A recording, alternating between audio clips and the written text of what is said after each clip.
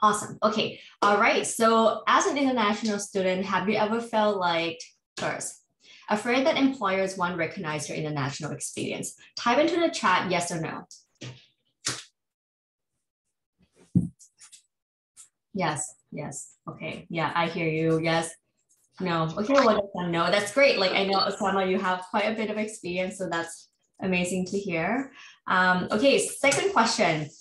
Well, third question. Don't have enough Canadian experience. Do you ever feel like you are, like I never had enough? Like people want Canadian experience. Like what does it even mean? I don't have one. 100%. Okay. Have you ever felt like work culture in Canada is slightly different from your home country? Yes. Very different, very different. And the last piece, have you ever felt like you're not sure how your work experience from home could be transferable to Canada?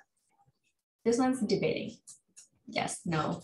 Yeah, this one is like depending on the type of work that you do and the industry that you're in. But yeah, so potentially. Okay, great. So I think we all align that like being an international candidate, either you are newcomers, immigrants, international students, it is tough when you have experience outside of Canada and employers just looking to have Canadian experience and you don't have one and you need to get a job in order to get that. It's almost like a vicious circle. Okay, so first of all, I wanted to say that you don't need a Canadian experience. Okay, it is actually not a requirement that you have to have Canadian experience. In fact, it's actually illegal for employers to ask you, hey, you have to have Canadian experience. So if your mindset say, hey, like, how am I going to get there if I don't have Canadian experience? Scrub that for now and know that your international experience, regardless of where that is from, it is going to be relevant. And it's your job as a job seeker to tell them and to convince them that your experience actually matters and it's actually relevant. Okay, so today what we're going to cover 3 different parts. So we're going to talk about how you can talk about your international experience on 3 different, I guess, aspects. So first one is application, right? The most important thing, resume, cover letter. Second one, I'm going to talk about networking. When you go out there, have conversations with people, how do you bridge the gap? Okay. And the last piece is interviewing. Okay. How to come across as someone who's, even though you have worked many, many years in your home country, how you can show that that is completely 100% relevant and they should have no hesitation in hiring you. Okay. If that sounds good to me, type into the chat. If there's anything else that you would like to hear or learn from me or learn from us today, type into the chat as well, and I will make a note of that. Okay.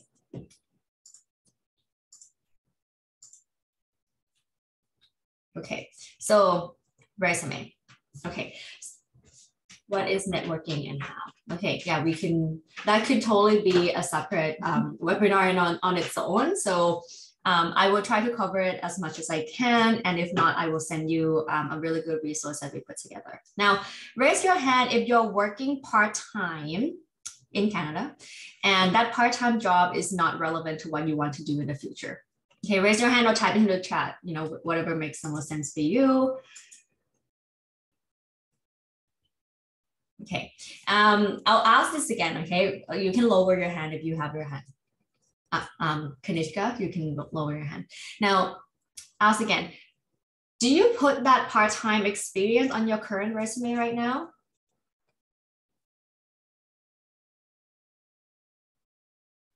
Yes. Okay, well, yes, no. Okay, good. There's a no. Okay, awesome. Okay, that's good. So I find this all the time where, some people do put their work part-time experience, even though it's not relevant onto a resume. My recommendation is think twice, right? Do you have to even have to put that experience on your resume when you're looking for a job in completely separate field, right? Again, you don't need to have a Canadian experience in order to land a Canadian job. You need to have relevant experience. By putting a part-time job right at the very top, what it means is it shows the employers that, hey, that is something that you are doing most recently. And because they don't really have the time reading your resume, they probably have like 6 seconds to read your resume. They're going to see your resume like, oh, okay, well, you work part-time is very not relevant. It's a pass, right? So what we're going to talk today is, how you could incorporate your international experience, which format to take, and how to write. Okay. All right. Now, there are 3 different resume formats. So picking the right one is just, half of the hard work. Now, based on the 3 different formats, I'm going to read them out, but please type into the chat for me which one that you currently have, okay? So chronological resume, this is when you put the most recent experience at the very top, okay? So the one that I mentioned, it showed linear progression. It really showed that you have progress from one role to another. It showed the duration of it. It's very common, okay? Second is functional resume. So this is mostly highlighting all the skills that you have, but not so much of telling me all the different positions, right? So focus a lot heavier on functions or / skills, okay? Hybrid, okay? This is kind of my personal favorite. It is the combination of chronological and functional, right? So you group 2 experience, you create 2 separate sections of experience. One section being, you can call it financial experience. The second section, you call it human resource experience, right? You have very different things. This is good for someone who's trying to pivot their career. So comfort, this might be for you. This one would be really good for someone who have gaps in the employment. Say you come here, you study MBA for another 2 years, and you have 5 years of work experience. How do we actually separate that out? Okay. Now, I put stars onto functional and hybrid resume because I believe that if you have international experience and the current job that you're doing is not relevant to what you want to do in the future, it is a lot likely for you to be seen by the employers by using functional and hybrid resume. And I'm going to kind of show you what I mean, so it will be a little bit more clear. Okay, but let me take a look at the chat. Chronological, 2 of them, hybrid, chronological, hybrid. Okay, awesome. Are Canadian employers looking for one specific format of resume? Answer is no. Resume is different from CV. So you should always have a resume and not a CV. So resume means you only put relevant experience as related to the job you're applying. That's why I say, well, you might not even have to put your part-time job, right? So if you pick either one of these 3, it will be a Canadian standard. All right, so reverse chronological. This is what I said. It's very common, and you can go and download this template if you haven't already. It's for free. It's on our website, so you can download it, put it to use. Now, this one is good for someone who have very linear work experience. Say you work as a marketing coordinator, you got promoted as a marketing specialist, and now you're marketing director. That makes the most sense because you show progression. Now, if you have international experience and your experience line up like that, this might work for you, but not always that we get a job in a new country in the area that we want. So, that's why I'm recommending functional resume, okay? So say, for example, you have worked in your home country as an engineer, and now you want to move into project experience, project management, okay? So what you want to do as a functional resume is break it down and highlight key skills that you have. So skills, if you see skill number 1, skill number 2, and skill number 3, you can actually highlight all the transferable skills. Right? So when we think about translating our international experience, it's all about telling them that you have the skills to do the job for the job that you're targeting. So think about the skills that you need in order to do that job. Maybe read 10 job descriptions and highlight the 3 key ones. Listen into skills, and in each bullet point, write the accomplishment statements that you have accomplished in your past role, regardless of what the roles were, write them down. And then at the bottom, that's where you put your work history. So all your employment history, position title, company, start date, and end date. This will really show the highlight of your skills a lot more than the actual experience. If you feel like, you know, oh, would they consider my international experience and things like that. Okay. Now, hybrid resume, and this is my favorite because it's really clear to the employers that, hey, you have 2 key skills. Sorry, one second. Kanishka or, okay, thank you so much. Okay, so for hybrid resume, I really like this one because it shows 2 key skills. So the first one shows you group all the experience together, but you can still have the one inside as a chronological order.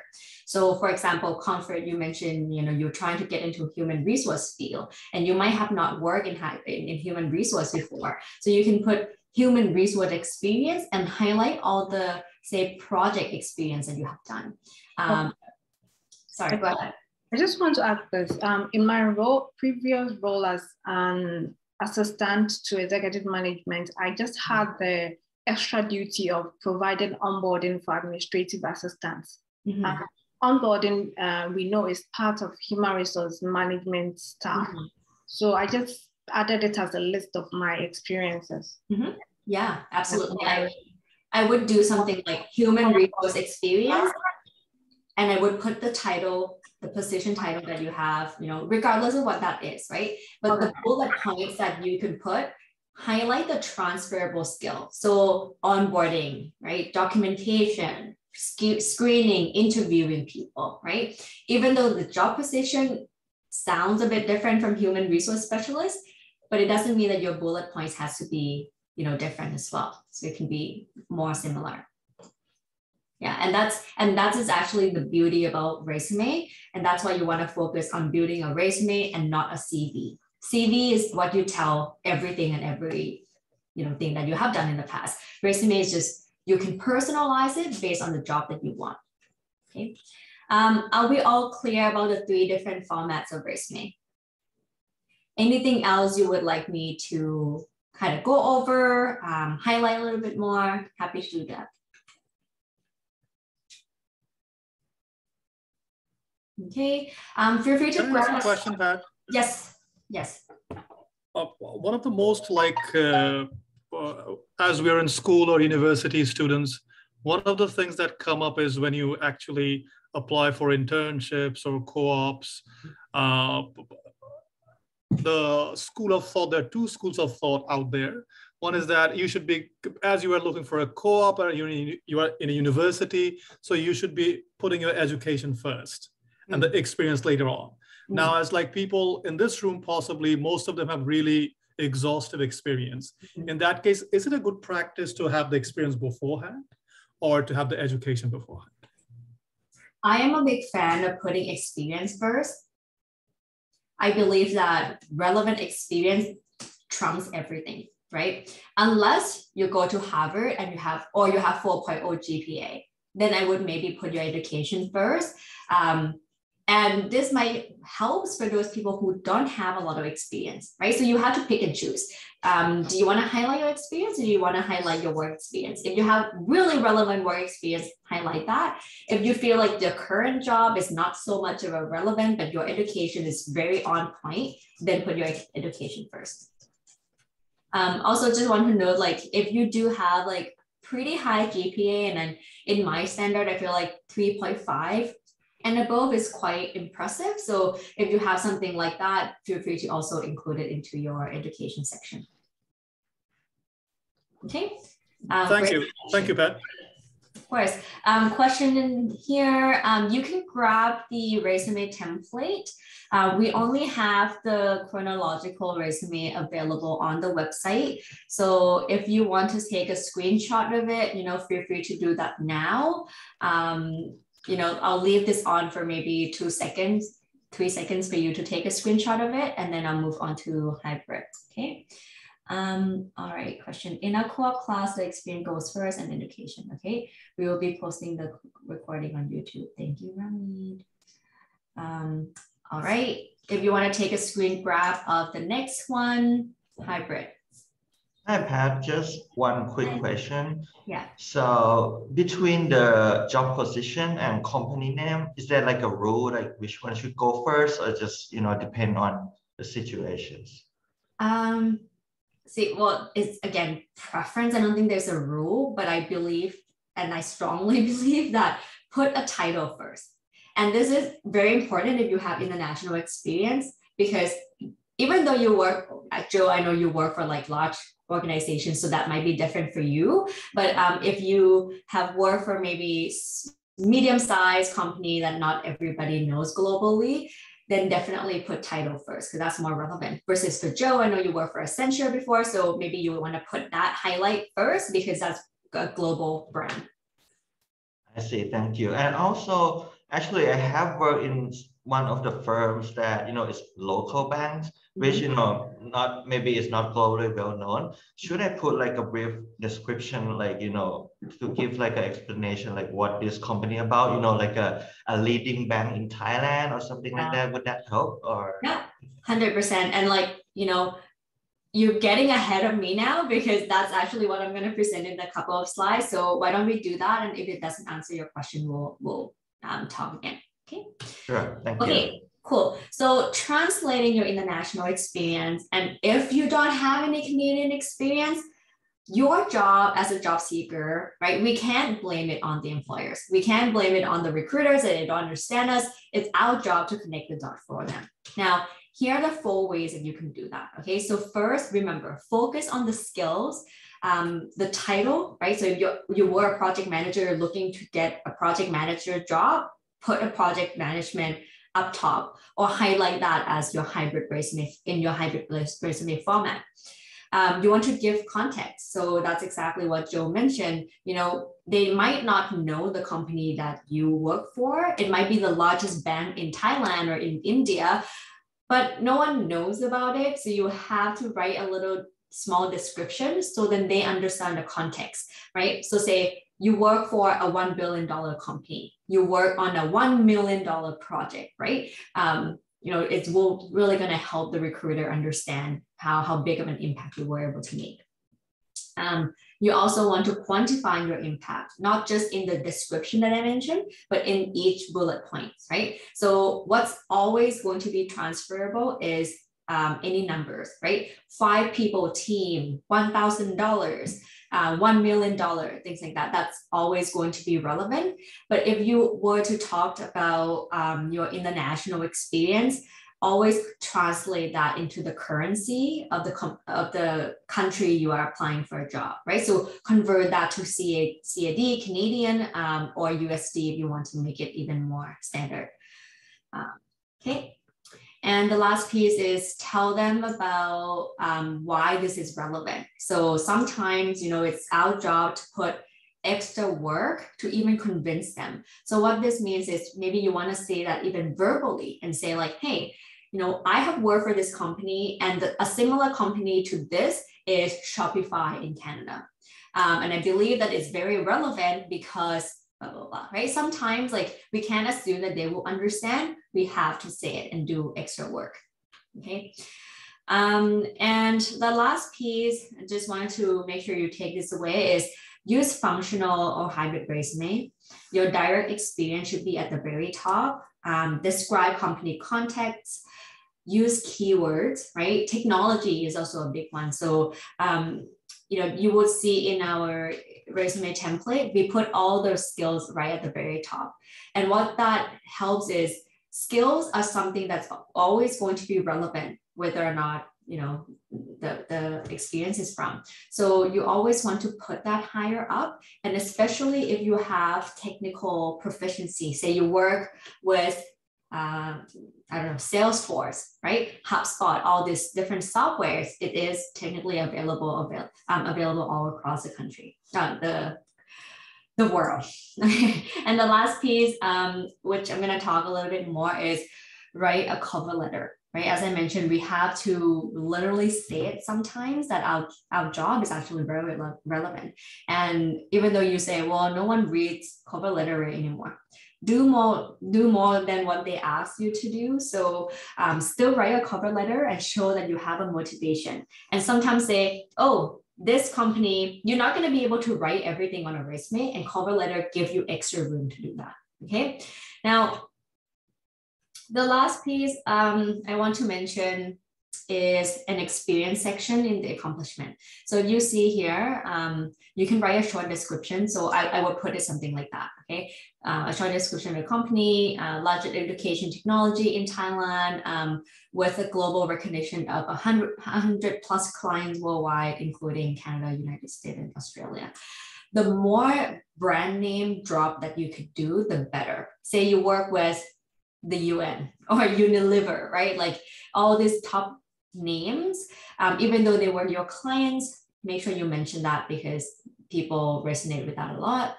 Focus on keywords and accomplishment. And the last piece here, which is, I know that's like maybe not everybody believe in it, but I do, is you don't have to include your location in your resume. It's really not a rule. I don't think, no one ever said to me like you have, it's a must, right? So perhaps try removing it and then see if you get more response back. There's really no rule of where that experience is from. You might have to include it when you put into an ATS or like application tracking system on the company's website. But if it's a resume, I don't see the need to. So try that out and let me know what you think of that. Okay. All right, so before I move on to cover letter, any questions about resume?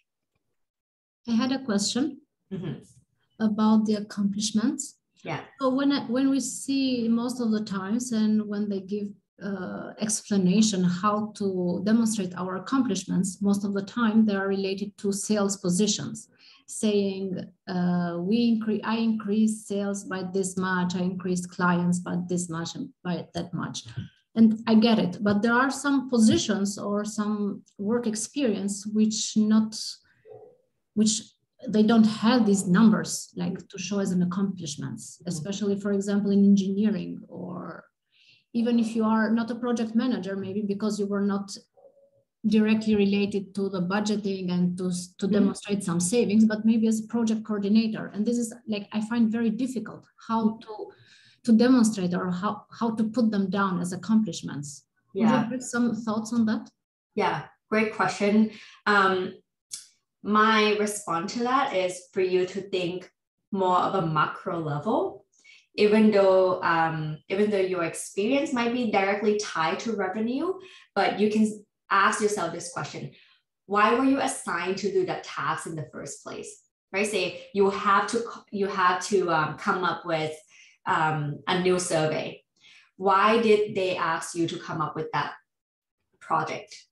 Maybe it's to increase the customer satisfaction, right? So your results here, your end goal is to increase client satisfaction. And now you tell me what your action was, right? So your action was coming up with a survey. To me, that sounds like a really boring, like things like, oh, I came up with a survey, that's it, right? But if you word it properly, where you flip the sentence, right? People say, I built something and it results to this. Flip it. Okay, so increase customer satisfaction by X% if you are able to measure it. If not, well, leave it, by doing something.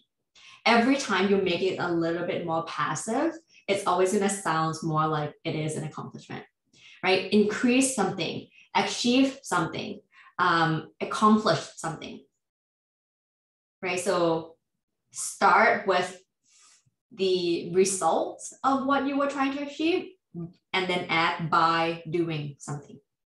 I hope that makes sense. Thank you. You're welcome. And I'm reading this. I have technical long experience and I will be doing MBA. So what are your recommendations? I'm not really sure how to answer that quite yet. Recommendation in terms of setting up a resume or recommendation in terms of other things?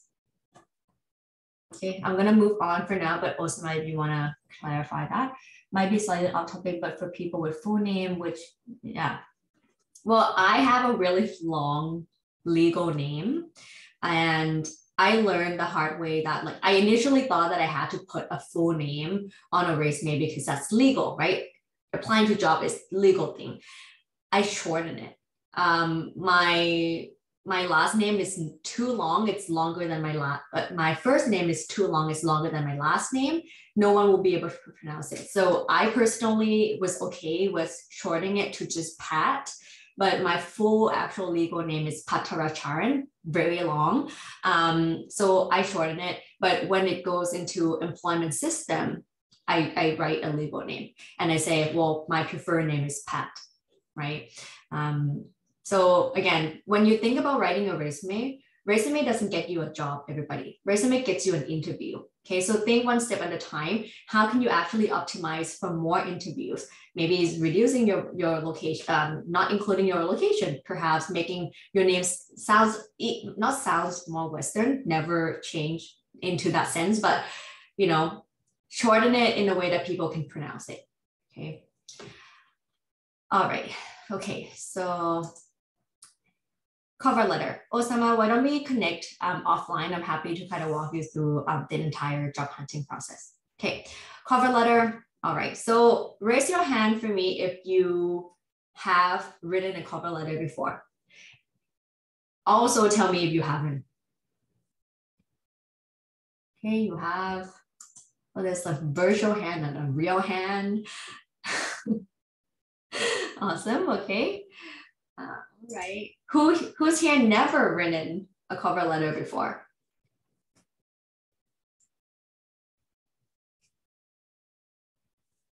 No one?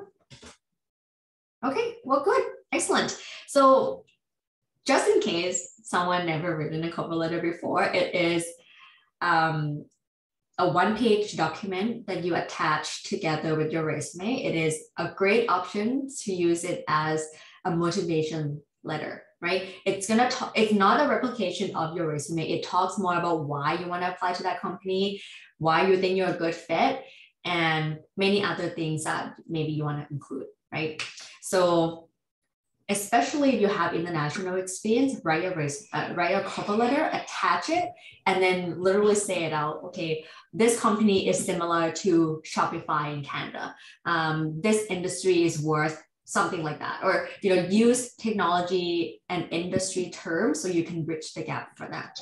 Okay, so here's a little bit of a cover letter template. This is more of the body paragraph. You can add your own introduction paragraph and the ending paragraph in your own. This is a really good template that we also give out. So if you want, you can go and download it on our website. So because you have international experience, what you want to focus on is your transferable skills. So I would highlight all the transferable skills into bullets. So skill 1, 2, and 3. So someone is not on mute. So okay, thank you. So yeah, if you want to add in all your skills, and I would highlight like only 3. 4 might be a little bit too much. And then each of the paragraphs, you would write the accomplishment, right? So, in my home country, you have done this and that. My responsibility include leading a team, using this technology, results in this, right? So telling a little bit more of a story. The good part about cover letter is that you can include your motivation. So usually motivation goes at the first paragraph. So even before the example I have on the screen, so you can say something like, growing up, I have always been a fan of the Walt Disney Company. It's such a childhood memory, and my dream is to be able to work for a company I really, have a meaning or relationship with in the past. Something like that that's really personal to you, because people not only going to hire you for skills, they also hire you for your motivation and your fit. Okay. So feel free to take a screen grab of this, or if you want, you can also go and download a cover letter. All right, so networking and interview. So this is my last section, and we're gonna open up for a Q&A soon. But for networking and interview, I group it together because both of them is your verbal communication, okay? your goal for both networking and interview is to build trust. One of the things that employers might say is like, well, I don't really know if your international experience will be relevant to the Canadian work setting. They might just say as that, but it's your job to build trust and show to them that you understand what they're saying and you understand that this work is going to be relevant. So your job is to relate your international experience to the Canadian setting as much as possible. So start learning some of the terminologies that Canadian industry are using. So, you know, how they measure their KPI. Maybe that would be a little bit different for how they would measure the KPI in your home country. And you want to relate that after the conversations. So whether or not you have a coffee chat with someone or it's at the job interview, you want to add a little bit of a relate sentence. Okay, so here's a little bit of piece of motivation for you. Okay, so listen, if they already asked you for an interview, they know that you have the capability to do the work. All you need to do is to convince them that you actually can be a good fit, that you actually can do the work and you can fit in with the team really well. They're not going to interview you if they don't see a potential in you. So know that that is something they already have. It will really give you a lot more confidence. Now, when you relate your experience, here's how to do it. First, you want to give example of similar company. If you work for, you know, largest bank in your home country, maybe you say, oh, well, it's similar to Royal Bank Canada, right? Maybe with slightly less employees. You want to use the industry context, right? So all the terms, technology, jargons, maybe something like that, depending on who you talk to. And the last piece is you also want to mention the size of the company, the team, and the impact that you have. And you say this, you know, verbally when you have a coffee chat with someone or you go for an interview. So let's say they ask you a question, okay? So tell me about the time when you were able to, I don't know, lead a team, okay? Maybe a best example. Usually we have a method called STAR, right? So most people might know this is situation, task, action, and results, right? So if you don't know it, it's technically a format that you can follow in order to answer the question in a more structured and thoughtful way. So I might say something like this. When I was working in my home country at this company, I was assigned to work on a $1 million project. And with that task, I had to manage over 10 employees, all in the short period of time of 6 months. With my, you know, great leadership skill, or you have to elaborate that a little bit more. With my great leadership skills, I was able to achieve, I was able to complete the project 2 weeks in advance. Okay, now the most important piece here, especially if you have international experience, is relate. How is this relate to the job that you are applying for? You can say, I believe that this experience of being able to lead a large team in a short period of time will allow me to strive in your organizations and bring similar expertise to the table. Right? Sometimes we just have to say it because when you talk to someone, people remember mostly the last thing that you say, the first thing that you say and the last thing that you say. The thing in the middle, you know, they probably take 30% of it. So the more that you can repeat it back to them and relate it, you know, the better. Okay. Any questions here?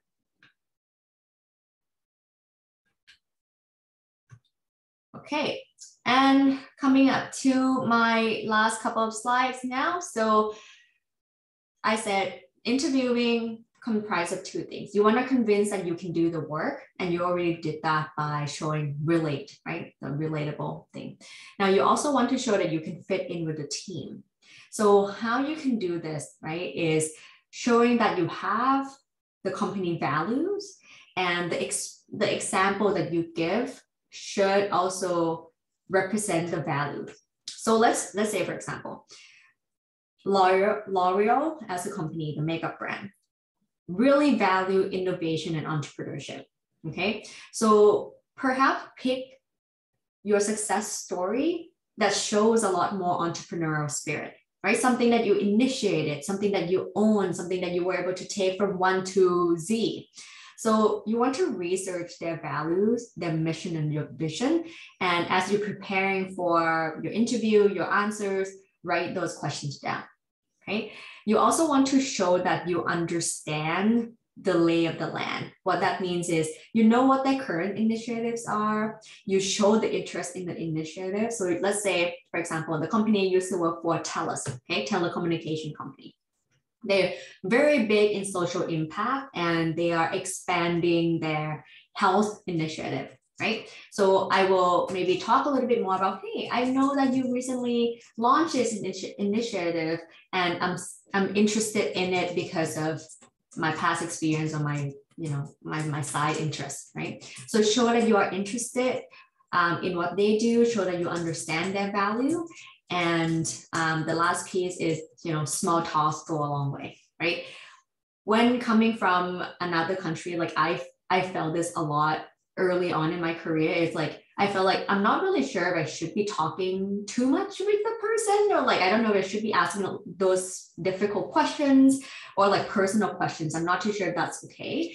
So small talks really help build a relationship and show that this person can trust you, even though it's just a small weather talk, right? How's the weather today? Or, what are you doing over the weekend? Those type of little conversations build trust, and it actually help show that, hey, I can actually have a really good conversation with this person. Maybe I want to work with he or she, right?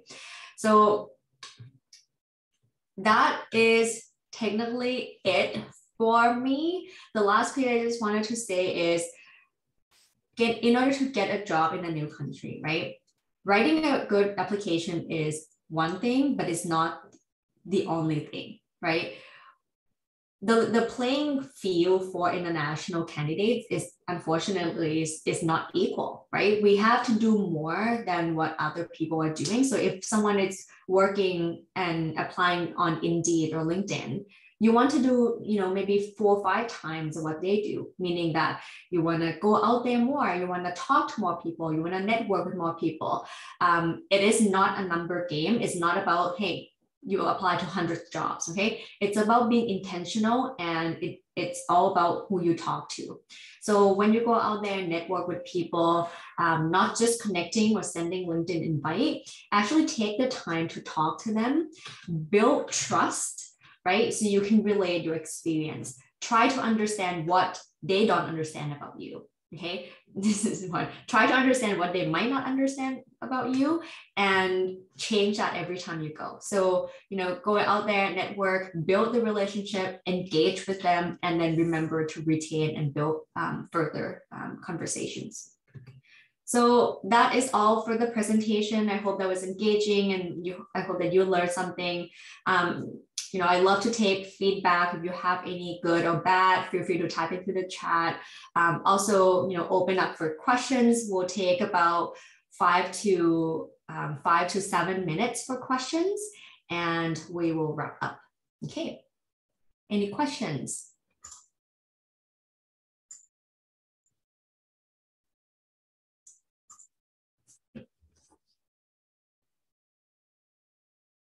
Feel free to just also say your questions as well, but if you feel shy, feel free to type into the chat.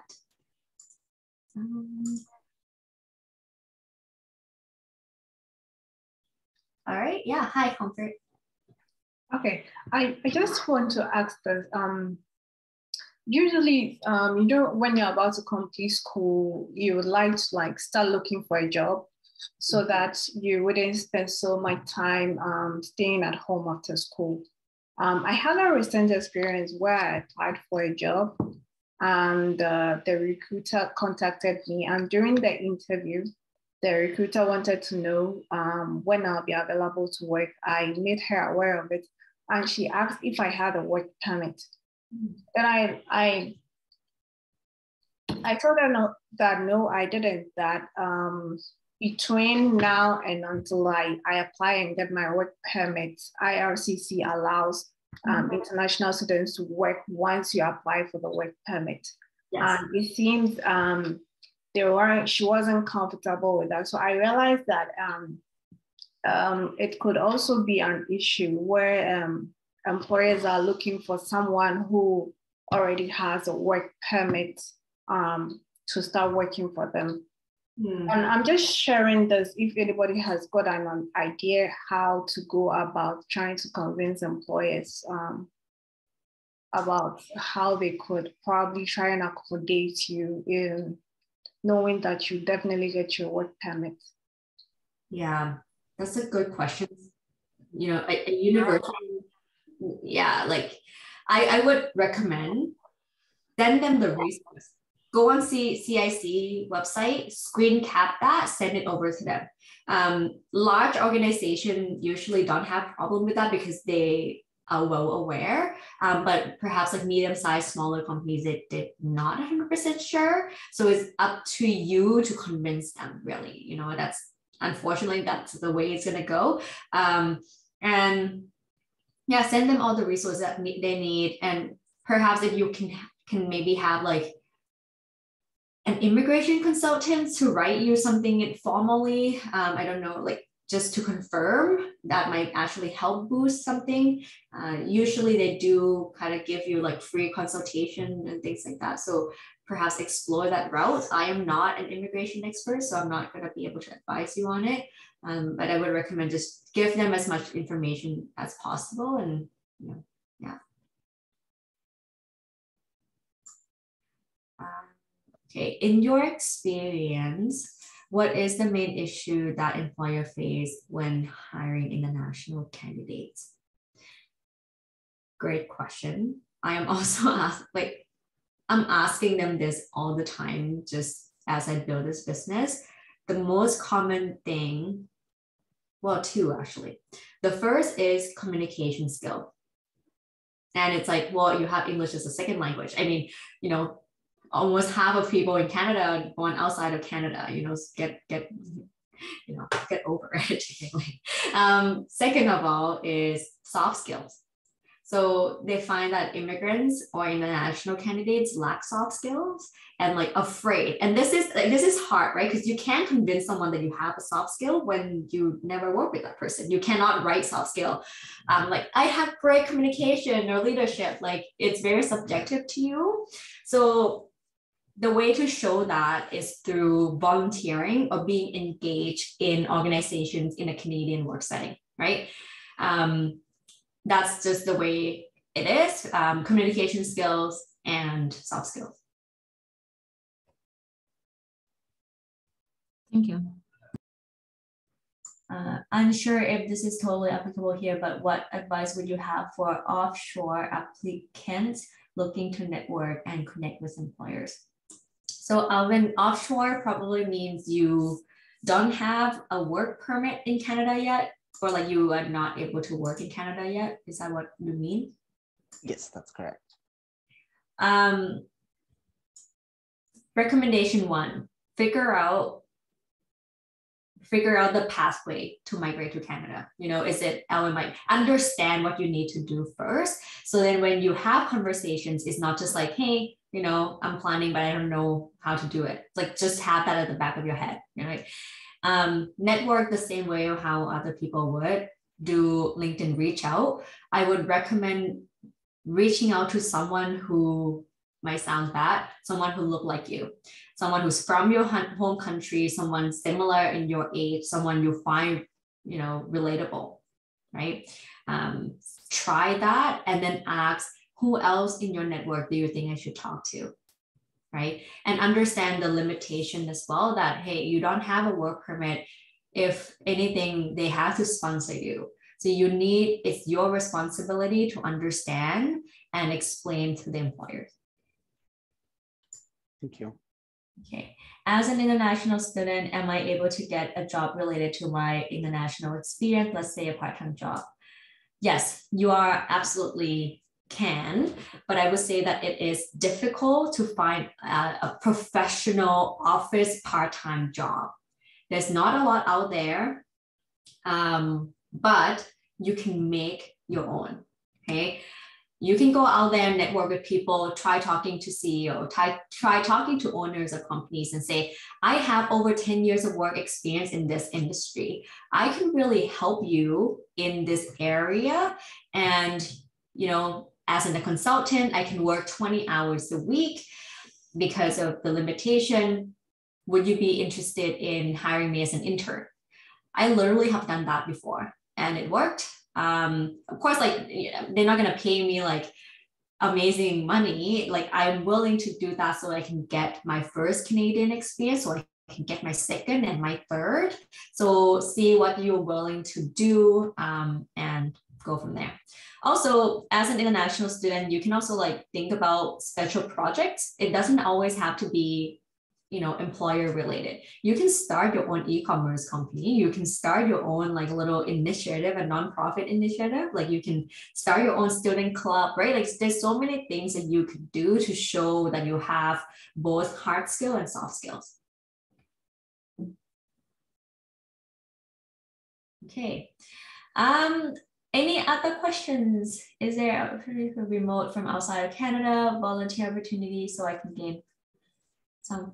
Yeah, I mean, there are, I don't know if you know like a few other Isempower community members, but I have 2 of them who volunteer in their home country even before they're coming into Canada. So it's completely possible. And a lot of time these days that things are done on Zoom. So as long as you talk to the right person and you tell them, hey, I'm willing to work across time zone. I don't see that as I see that as something that you can do starting today. Okay. Any other questions? Okay, so type into the chat for me, like, how do you feel about this presentation? You know, if you were to give me like, you know, let's say understanding of how to leverage your international experience out of 10. Some feedback would be really good. Like, do you feel good about it? You know, is there anything else that you would like to hear more? You know, anything like that? Type into the chat for me, please. Would really love to hear that. Anything else you would like to know? What you thought about this presentation? Helpful, not helpful? Pat, can I add something? Yeah. Well, like, as you said, like, I think one of the things that I've been only like 6 months old in Canada. Mm-hmm. So like one of the things that I've discovered, maybe, as you say, that what you could do differently, maybe you could sort of, though it's a pretty packed presentation, you've got a lot of things into it, so it's difficult, but still maybe emphasize a bit more on networking, because I think that's something that people who come outside of Canada are not very aware of. Mm-hmm. And like we find this like area totally new. So how to network is something maybe you could emphasize a bit more. Yeah, absolutely. I will host more networking workshops as well. I have maybe a presentation I can send over to you, a recording perhaps that you can learn from, but totally agree. Like networking is really not, you know, a familiar concept to us. And it's not optional in Canada, it's sort of mandatory, right? So, so like we have to learn it totally, right? From scratch. So that's something. Yeah, absolutely. Yeah, it's like 80% of the jobs are not being posted. So, right. All right. So before you go, I love to tell you about what we offer at Isempower. So although we have the free platform, we also have a job search program where you can actually get the help from recruiters and hiring managers. So I remember Ramneet, and my other co-founder used to build this program from a very ground up. We record the video ourselves. It's not like that anymore, but we build it from our own experience. Things that I taught to you today, you know, what we learned about being international candidates, how hard it was. We bring recruiters and hiring managers who have that experience themselves to guide you until you get hired in Canada. So this program is I would say like the only program that really teach you about how to translate your international experience, how to stand out being international. So if you are interested, we can help you until you get hired in Canada, and our programs only start at $270. You can also pay monthly as that as well. So to date, we have about 100 students now who have gone through the program, and a lot of them land job within a month or so after completing the program. So if you are interested, I will send some more information over towards the end of our presentation today. I'm also happy to give you a 20% discount just because this month is my birthday month, and I want you guys to have 20% discount. So, you know, that's all I have to say for you today. Thanks so much for joining me on a Wednesday night or morning for some of you. So I appreciate everybody coming in and giving us all the support. And if you have any feedback for us, you know, reach out to me at any time. We'll love to hear it. Thank you, everybody. Thank you, Pat, and happy birthday in advance. Thank you. Well, it's already passed, but thank you. Okay, so then the belated happy birthday. I appreciate you. Yeah, sounds good, you guys. Take care, and we will share the recording, and I'll send some more information about the program. Would love to have you in it. If you have any other questions, let me know. Thank you. Take care. Thank you. Bye-bye.